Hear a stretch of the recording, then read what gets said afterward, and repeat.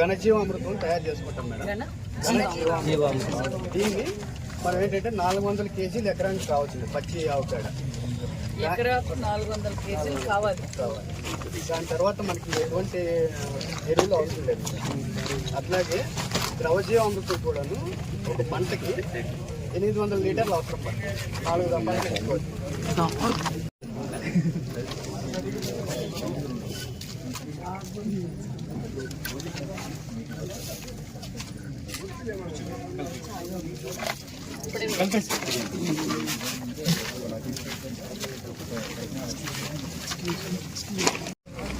దేశీ ఆవుపేడ అయితే నాటి ఆవు ఉంటుందని నీళ్ళలో పెట్టుకోవాలి, నీడలో ఆరబెట్టుకోవాలి. ఇది మీరు ప్రతి పంచాయతీలోని అవేర్నెస్ పెట్టుకున్నారా? వీళ్ళకి యాక్చువల్గా అడాప్టెడ్ విలేజెస్ అని ఉంటాయి మేడం. పెనుగొండ మండలంలో శెట్టిపల్లి, రాంపురం వీళ్ళు అడాప్టెడ్ విలేజెస్ ఉంటాయి. వీళ్ళ యాక్టివిటీస్ అన్ని మెయిన్ ఈ 2 విలేజెస్లో చేస్తుంటారు మేడం. తర్వాత వేరే గ్రామాల్లో కూడా వీళ్ళకి ఎక్స్పెరిమెంట్స్ చేస్తూ ఉంటారు మేడం. స్మాల్ ఎక్స్పెరిమెంట్స్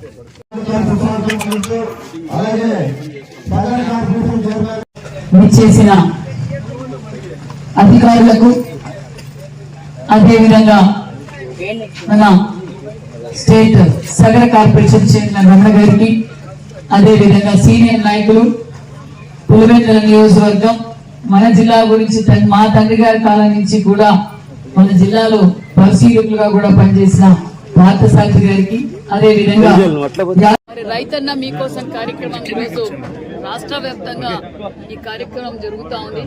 మరి గత 10 రోజులుగా మరి ప్రతి విలేజ్ లోను మరి ప్రతి ఇంటికాటికి వెళ్లి రైతన్నులు పడుతున్న కష్టాలేంటి, రైతులు ఏ పంట పెడుతున్నారు, రైతులు ఏ పంట పెడితే వాళ్ళకి దిగుబడి వస్తుంది, మీరు రసాయక ఎరువులు వాడటం వల్ల ఏ విధంగా ఆరోగ్యాలు చెడిపోతున్నాయని ప్రతి ఇంటికాటికి మరి నాయకులు, అదేవిధంగా డిపార్ట్మెంట్ అధికారులు వెళ్లి చర్చించి మళ్ళీ ఈ రోజు ఈ సమావేశం జరిపి మరి రైతన్నులకు ఏ పంట పెడితే ఈ ప్రాంతంలో ఈ భూమిలో ఏ పంట పెడితే పంట ఎలా వస్తుంది, దిగుబడి ఎలా వస్తుంది, దాన్ని బైబ్యాక్ ఎలా చేయాలనే అవేర్నెస్ ప్రోగ్రామ్ చేసాం. రాష్ట్ర వ్యాప్తంగా కూడా ఈ ప్రోగ్రామ్ చాలా సక్సెస్ఫుల్ గా జరిగింది. ఎందుకంటే రైతు కష్టాలు తెలిసిన వ్యక్తి మాన్యశ్రీ ముఖ్యమంత్రి చంద్రబాబు నాయుడు గారు అనే విషయం తెలియజేస్తూ ఒక పక్క సాగునీరు, తాగునీరు ఈ రాయలసీమకు అందజేసిన అపర భగీరథుడు చంద్రబాబు నాయుడు గారు, ఒక పక్క పరిశ్రమలు సృష్టికర్త, అదే విధంగా మరి రైతు పక్షపాతి. గతంలో స్ప్రింక్లర్లు కావచ్చు, డ్రిప్పులు కావచ్చు, అదే విధంగా మరి ఇన్సూరెన్స్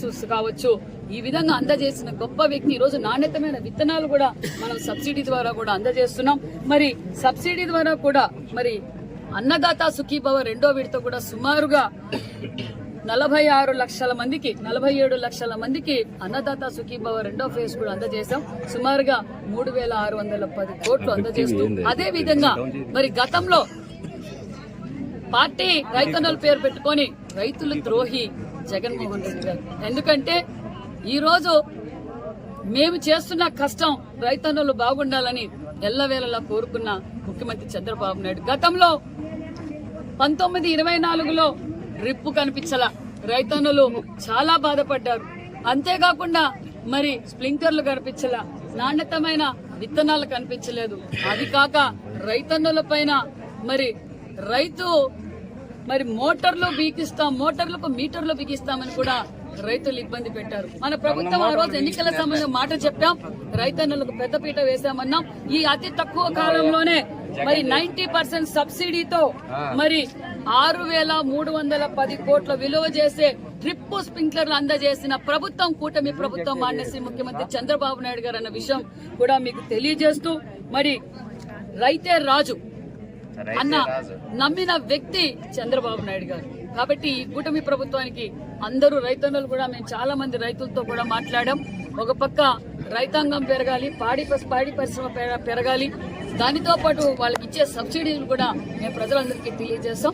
నిజంగా రైతులు కూడా చాలా హ్యాపీగా ఫీల్ అవుతున్నారు. సూపర్ 6 పథకాలతో పాటు ఇలాంటి అవేర్నెస్ ప్రోగ్రామ్ పెట్టడం, అధికారులు మా దగ్గరకు వచ్చి మీరు ఈ పంట పెట్టండి, ఈ విధంగా ఎరువులు వేయండి, దిగుబడి ఇలా వస్తుంది, బైబ్యాక్ ఇలా వస్తుందని మాకు అంతా తెలియజేయడం వల్ల కూడా మాకు చాలా బాగుంది. మేము కూడా పంట మార్పులు కూడా చేస్తామన్న విషయం కూడా రైతన్నలు తెలియజేశారన్న విషయం కూడా తెలియజేస్తాం.